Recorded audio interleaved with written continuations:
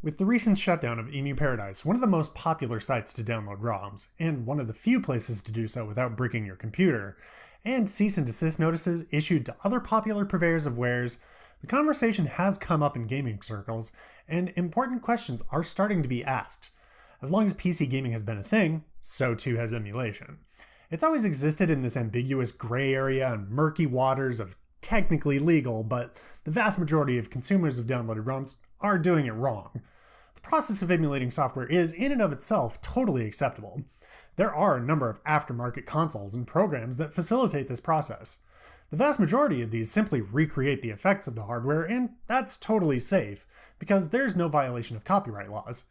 It's an original creation designed to emulate something else. Even the original game manufacturers create and utilize emulators. Just look at things like the Virtual Console, Anniversary Collections, or PC ports of older games. Many of these are just your basic emulator crammed into a fancy package with a shiny new sticker put on it. Of course, some of this work has come under scrutiny when one company, not to name names or anything, but their name rhymes with Blintendo, was suspected of grabbing an illegal copy of one of their games from a ROM site and selling it back to consumers. In light of all the recent events, there has been a lot of backlash from the gaming community.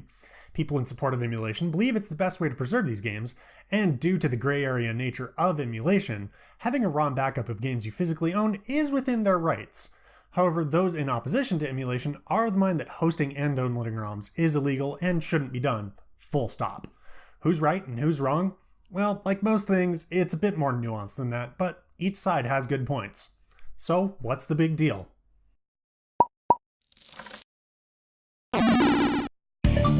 To make sure that we're all on the same page here, let's start with the basics. What is an emulator? In a nutshell, an emulator is software designed to emulate a similar or near identical experience to another. Emulation in general refers to any software or hardware that does this, extending to operating systems, printer software, or any number of things. Most commonly, however, you hear emulator used to specifically talk about video game emulators. Many emulators exist for consoles from the Wii to the PS2 and PlayStation, Dreamcast to the SNES, Sega Genesis, NES, and all the way back to ColecoVision and Intellivision. It's a robust market with many options to choose from for whatever suits your needs. They're incredibly easy to find with a simple internet search. Since most of them are original creations, they're perfectly legal to use. One of the main reasons old video games are still readily available is because of emulators. Buyer beware though. Like with any freeware and shareware, these programs come with a host of their own problems, including instability, imperfect reproduction, and sometimes the websites you can find them from are shady. Now you may find yourself asking the question, why would you want to use an emulator over original hardware? Well, for one thing, there's a pretty big argument to be made for preservation. Not only are games subject to physical deterioration, but a lot of them are hard to come by. From games that were region exclusive, unreleased games, obscure titles that are hard to find, or games that are so popular that the price to buy a physical cartridge is absolutely insane. Another great reason to use emulators? The quality is often leagues ahead of original hardware. They're also much cheaper, as in free, so if you want to quickly and easily record game footage without investing literally hundreds of dollars, emulators to the rescue. This is all just considering freeware emulators. Freeware emulators are all made by independent people or companies, and they're designed to make older games easily accessible to people who want to enjoy them. But the big boys make and use emulators too. The Virtual Console? Emulator. SNES and NES Classic? Emulator. PlayStation Classic Collection, the Sega Genesis Classic Collection on Steam. Even game compilations could be considered emulators, depending on the execution. Take a look at the Mega Man Legacy Collection. The games are preserved entirely intact, sprite limit and slow down and all. It's a great way to experience old games and totally above board. So why would you not want to use freeware emulators? So here's the thing about video games. You don't own them. Seriously. In fact, any form of software, be it video games, word processors, movies, or any copyrighted work that are mass-produced, you don't technically own them. You are licensing them for personal use. You know all those terms of service and end-user license agreements that you quickly scroll through and click accept because you want to get to the good stuff? When you do that, this is your acknowledgement that you understand the extent of your use of the software to personal use only. When it comes to physical media, say for example, video game cartridges, most software will have a piece of paper inside that states by removing the shrink wrap and opening the package, you agree to the EULA. This mostly extends to software that you pay for and doesn't cover things like freeware and shareware, which is its own can of worms. So that's that, right? Video over, case closed. Well, obviously it's not that simple, otherwise I wouldn't be making a video on it, as well as about 50 bajillion other people.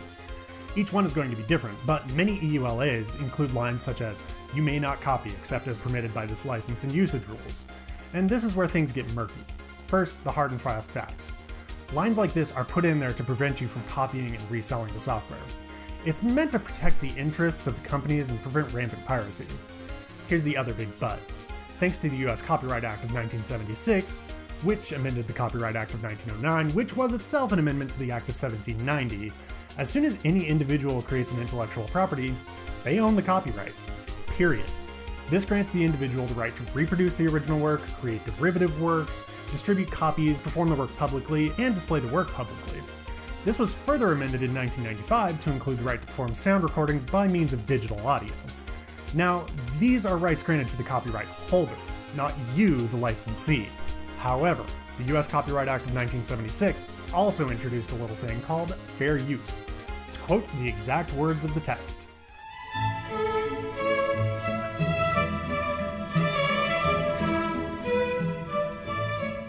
"Notwithstanding the provisions of Section 17 U.S.C. subsection 106 and 17 U.S.C. subsection 106A, the fair use of a copyrighted work, including such use by reproduction in copies or phonorecords or by any other means specified by that section, for purposes such as criticism, comment, news reporting, teaching, including multiple copies for classroom use, scholarship, or research, is not an infringement of copyrights." There's the rub. Are you allowed to copy software that you purchased? Remember, you don't own it, you license it. Well, yes. However, per the law, these copies can only be used for personal use, almost exclusively restricted to educational purposes. That being said, this mostly extends to physical media. The area of computer software, i.e. video games, is still pretty murky. Technically, you're not even allowed to loan software, let alone copy and redistribute it, per the 1990 copyright law modification. As for copies of digital copyrights, well, yes, you can make one copy for archival purposes, and the backup copy cannot be used except when the original copy is lost or destroyed. This is basically just a long way of saying, don't download ROMs. It's super illegal, and Nintendo was fully in their right to shut down websites redistributing their content. Are they going to come knocking on your door and insist you delete your files? No, not likely. The ROM websites are much more likely to get in trouble, and in fact they have. In the interest of preservation of software that would otherwise be lost to the ravages of time, ROM sites have a lot of good to offer. To be perfectly clear, the hosting and redistribution of these ROM images is illegal. The law is pretty explicit about that. Ultimately, it's up to the individual if they want to take the risk. The truth is that people hosting and redistributing the ROMs are far more likely to see any legal repercussions than people simply downloading the ROMs, but that doesn't mean it won't happen. Also, a lot of these websites are sketchy as hell and won't hesitate to install Trojan horses, which is why the voluntary shutdown of Emu Paradise was such a big deal. They were one of the few sites that were relatively safe in terms of the software itself. With all of that in mind, there are legal ways to acquire these games. As I mentioned before, some physical copies can be found in the wild, but for one, they are a finite resource and are subject to physical degradation. But some games cost upwards of thrice their original value. For more popular games, there exist compilations and even online stores like the Virtual Console. But even those are a finite resource, as some games may disappear due to the loss of the distribution rights or the service itself shuts down. Essentially, the only guaranteed way to find the game you want is with ROMs. It's important to recognize and acknowledge the risks before diving in. And that brings me around to Rom Hacks. Essentially, a Rom hack is a modification of an existing ROM image to give it a unique flair. These range from things as simple as a hack of the original Donkey Kong to make Pauline the playable character and she's attempting to rescue Mario, or a fan translation of Mother 3, which has still not seen an official US release, to more complex, completely redesigned projects like Kaizo Mario World and 100 Rooms of Enemies, a hack of Mario World that's basically a battle arena, or even randomizers, which have seen a huge uptick in popularity lately. There are entire websites dedicated to ROM hacks with gigantic archives of fan edits of popular games, and a lot of these fall under the umbrella of fair use, as the creators aren't profiting from the sale of these games, in most cases. But typically, all you need is a ROM image of the original game, which is where it gets sketchy, as we covered. Most ROM hacks exist as a patch of the original game, so in the eyes of the copyright law, no harm, no foul. The thing about Rom Hacks is that many developers have acknowledged and even praised the creation of these fan games. If it weren't for Sonic Rom Hacks, we wouldn't have Sonic Mania. The Sega Classic Collection on Steam even fully supports Rom Hacks. So why did Nintendo shut down projects like Pokemon Prism, AM2R, or Project M? Simply, they didn't like the competition. Again, it's a bit more nuanced than that, but that's essentially what it boils down to. In the case of Pokemon Prism, the game was heavily publicized and even went so far as to use Pokemon logos, and indeed some of the original characters created by Nintendo. Now, this part is all speculative, but I wouldn't be surprised if the game was shut down, as it directly competed with Nintendo's official Pokemon games, Sun and Moon, which were released around that same time.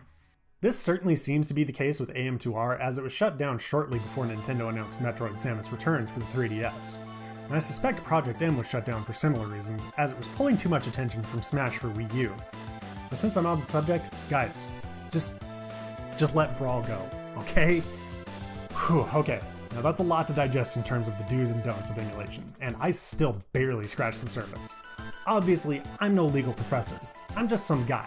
This is just my best understanding of the text, based on extensive research and advice from some much better educated individuals. A simple Google search using the terms emulation and legal will yield you much more results than you'll know what to do with. Ultimately, the law is pretty clear. The act of emulation in and of itself is legal.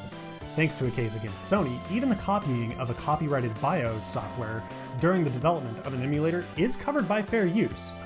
In terms of historical preservation, emulation is often the only way to play games, either due to the prohibitively restrictive nature of buying older titles, or the fact that some of these games simply don't exist in their original form. There's certainly an argument to be made in those cases, and most companies are likely to look the other way unless it directly competes with their interests. Some companies are a lot more litigious in these rights.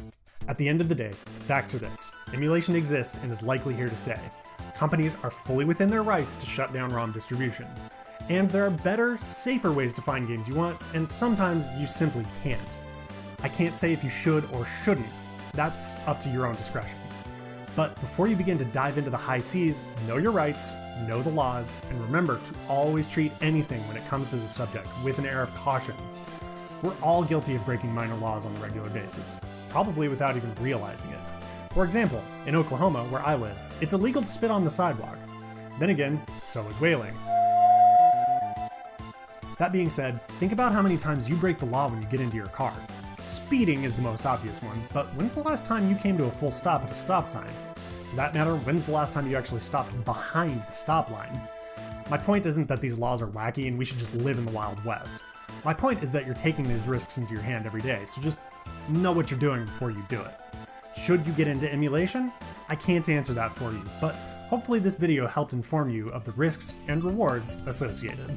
Well, that's all the time that we have for this week, guys. As always, if you enjoyed this video, do give it a like and share it with somebody who you think might enjoy this. And if you've got any thoughts on the video, go ahead and leave it in the comments down below. Or you can find me on Twitter or Facebook or a lot of these other social media places. I'm all over the place. And of course, the most important thing you can do is, if you have not already, go ahead and hit that subscribe button so you are notified when the next video comes out.